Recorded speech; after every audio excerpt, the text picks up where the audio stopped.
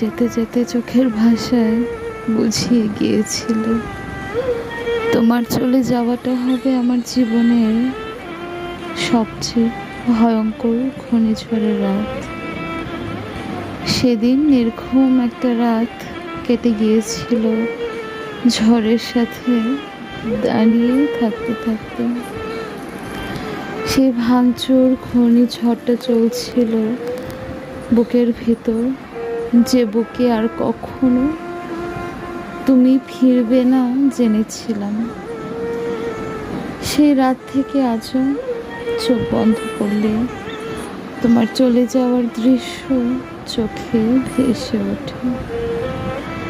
মনে হয় এই করুণ দৃশ্য পৃথিবীর ইতিহাসের সবচেয়ে করুণ দৃশ্যকেও হার মানায়, সবচেয়ে করুণ দৃশ্যকেও হার মানায়।